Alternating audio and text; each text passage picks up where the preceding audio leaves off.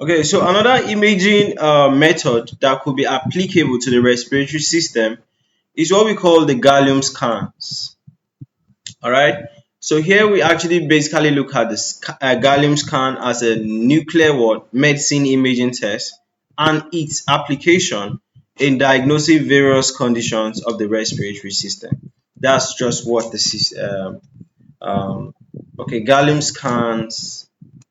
Okay, imaging test application in in diagnosing respiratory system. I think that was the better way of naming this. Okay, so that a gallium scan is a type of what nuclear medicine imaging test that uses small amount of radioactive gallium to dictate inflammation or infection or cancers in the body.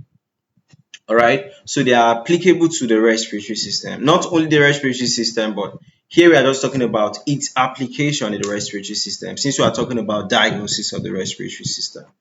So you can see where they actually inject the gallium into a vein.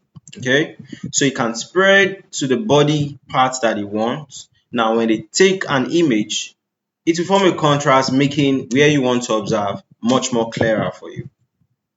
So how does it work? Injection, so that a healthcare provider injects a small amount of radioactive gallium into your bloodstream. For distribution, this gallium travels through your blood and accumulates in areas of inflammation, infections, or cancer.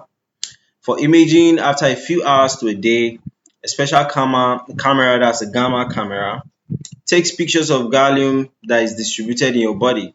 So these images will help to identify areas that have any abnormal activity.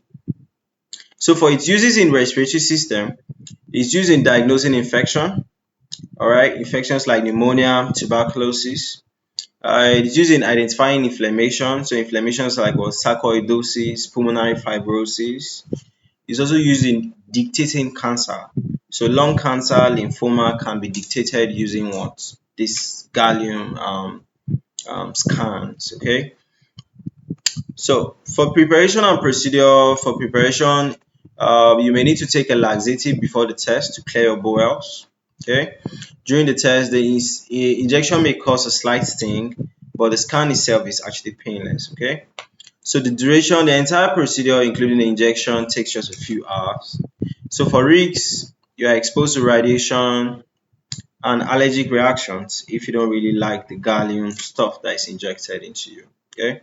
So this is how we can use gallium scans in dictating or diagnosing a lot of respiratory system diseases.